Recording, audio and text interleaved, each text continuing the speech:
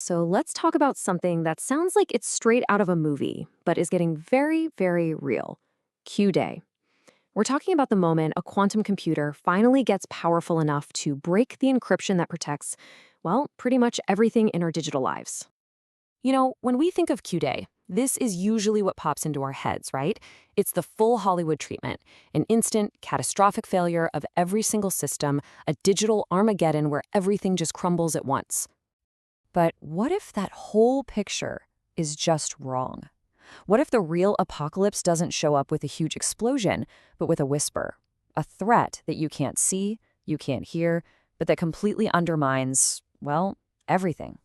Okay, so let's really get into this. Let's talk about the quantum apocalypse myth. Because what we're really exploring here is the difference between that cinematic fantasy of a sudden mass hacking event and something way more subtle and way more realistic. A sudden, total collapse of trust. And you have to understand, this difference is absolutely everything. The myth is this big, noisy, brute force attack where all the lights go out. But the reality, it's so much sneakier. It's not about the systems actually failing. It's about our confidence in those systems just evaporating, almost overnight. So try to picture this. Q-Day happens. You wake up, you check your email, you open your banking app. It all seems to work just fine. Nothing looks broken. But under the surface, the fundamental pillar holding up our entire digital world, that unbreakable lock, has been shattered. And that right there, that gets us to the real core of the Q-Day threat. It isn't a technical problem, not really. It is a massive, profound crisis of human confidence. Let me paint you a picture. The castle walls, that's our digital infrastructure. They're all still standing. No explosions, no damage. But an adversary is now holding a master key, a key that can silently unlock any door, any vault, any private message whenever they want. The building looks totally secure, but its security has become a complete illusion. So here's the most important thing to get. Let's redefine Q-Day. It's not the day everything gets hacked. It is the day we can no longer presume our encryption is safe. And that one little shift in perception, that's what starts the whole cascade. So how does this actually play out? How does a simple loss of faith, just the idea that we're vulnerable, spiral into real-world disaster? Well, that's what we're going to look at next, this cascade of distrust. You can probably guess the first domino to fall. It's almost certainly going to be our financial systems. Why?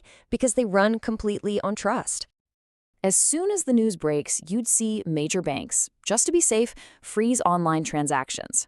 Now, when people see that, what do? They panic. They rush to pull out their money, and suddenly you have classic bank runs. Your savings are inaccessible. Markets just seize up, not from a single hack, but because nobody trusts the digital numbers anymore. The fear of a breach does all the damage of a real one. And oh boy, if there is one place that perfectly shows what a crisis of trust looks like, it is the world of cryptocurrency and blockchain. Right now, it's estimated that around 6 million Bitcoin are stored in wallets that use older, quantum-vulnerable security. Just to give you an idea, that is a multi-billion-dollar honeypot just sitting there, completely exposed. So we're talking about a huge chunk of all Bitcoin, billions and billions of dollars, suddenly becoming stealable, at least in theory.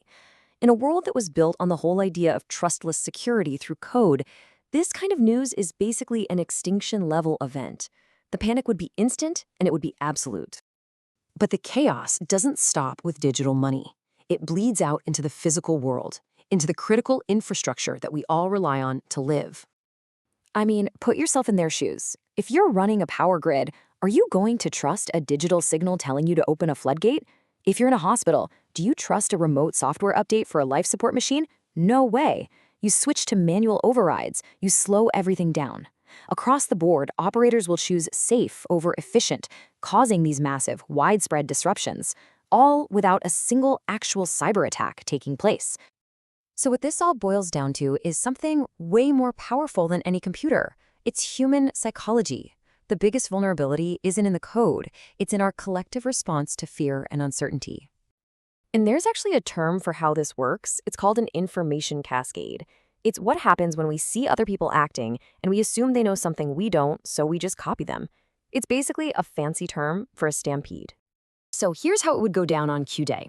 The news breaks, a few big players, banks, maybe a government agency, they lock things down. You see that and you think, wow, they must know how bad this really is. So you pull your money. Your neighbor sees you doing it, and they do the same.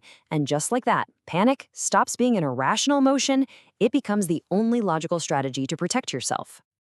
Okay, this all sounds incredibly grim, I know, but here is the good news.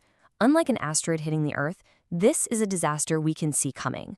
We know it's on the horizon, which means we actually have a window to prepare. We are right here, right now, in this window of opportunity where we can upgrade our systems. The general consensus among experts is that Q-Day could happen sometime in the early 2030s. Honestly, that is not a lot of time.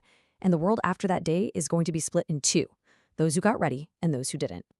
And that really leaves us with one last massive question. This threat isn't a secret. The solutions, new types of quantum-resistant encryption, are literally being developed as we speak. So years from now, when we look back at this moment, the big question won't be about how the code was broken. It's going to be, why didn't we upgrade when we had the time?